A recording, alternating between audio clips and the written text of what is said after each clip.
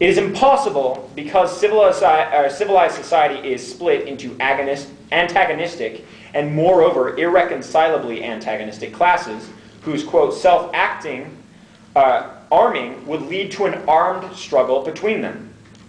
A state arises, a special power is created, special bodies of armed men, and every revolution by destroying the state apparatus shows us the naked class struggle. It clearly shows us how the ruling class strives to restore the special bodies of armed men which serve it, and how the oppressed class strives to create a new organization of this kind, capable of serving the exploited instead of the exploiters. This formulation of the dictatorship of the proletariat became one of the most successful modes for the revolutionary struggle, but even it remains incomplete. Mao forms the last revolutionary theorization of the dictatorship of the proletariat based upon concrete revolutionary struggles, and while following Lenin also explores the concept of democracy in regards to the dictatorship of the proletariat. Again, Mao follows Lenin in his general conception of the dictatorship of the proletariat. In On the Correct Handling of Contradiction Among the People, he writes, "Our state is a people's democratic dictatorship led by the working class and based on the worker-peasant alliance. What is this dictatorship for? Its first function is to suppress reactionary classes and elements and those exploiters in our country who resist the socialist revolution, to suppress those who try to wreck our socialist society or socialist construction, and in other words, to resolve the internal contradictions between ourselves and the enemy. For instance, to arrest, try, and sentence certain counter-revolutionaries, and to deprive landlords and bureaucrat capitalists of their right to vote and their freedom of speech for a specified period of time. All this comes within the scope of our dictatorship. To maintain public order and safeguard the interests of the people is likewise necessary to exercise the dictatorship over embezzlers, swindlers, arsonists, murderers, criminal gangs, and other scoundrels who seriously disrupt public order." So that's the first function. The second function of this dictatorship is to protect our country from subversion and the possible aggression by external enemies. In that event, it is the task of the dictatorship to resolve the external contradictions between the enemy and us. The aim of this dictatorship is to protect all our people so they can devote themselves to peaceful labor and build China into a socialist country with a modern industry, agriculture, science, and culture. This serves as a specification, but not an advance over Lenin's formulation. Mao theorizes the proper inversion of Marx's insight that all democracies are dictatorships.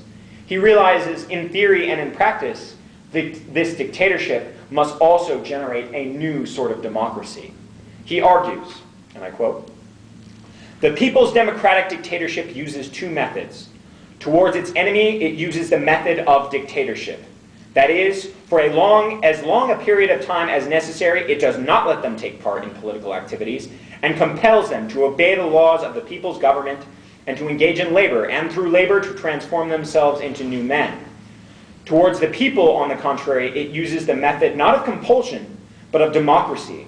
That is, it must necessarily let them take part in political activities and does not compel them to do this or that, but uses the method of democracy in educating and persuading them." In this way, the notion of dictatorship has come full circle.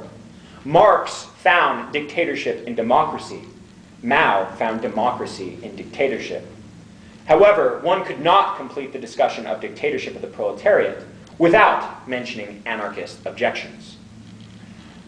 Bakunin's Marxism, Freedom, and the State offers objections of the necessary imperialism of the state, its suppression of some of its members, its alienating effects, and its social elites.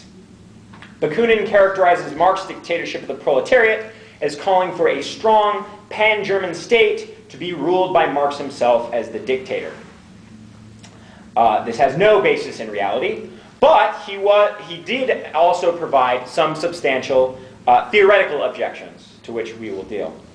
The first objection of Bakunin that Bakunin raises is that the state must necessarily become imperialist. He writes, "Any state under pain of perishing and seeing itself devoured by its neighboring state must tend towards complete power, and having become powerful it must embark on a career of conquest, so that it shall not itself be conquered.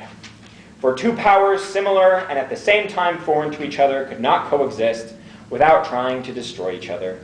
Whoever says conquest says conquered people, enslaved and in bondage under whatever form or name it may be. This sounds like quite a plausible objection on paper. However, it isn't necessarily entailed by the facts. Cuba, Venezuela, and Bolivia have not tried to conquer any of their neighbors. Even Robespierre stood against the spreading of revolution to other states during the revolutionary period. The revolution, because for him and most revolutionaries, the revolution inside the state, at least at the time, remains more important than the wasted efforts of attempting to force itself on other people, unwilling or unable to accept it. This distinction forms rather the core difference between socialism in one country and Trotsky's permanent revolution, which again attempts to install communism through military force. But again, there's no necessity of a state becoming imperialist. It's simply a danger, which is true of all states and all enterprises.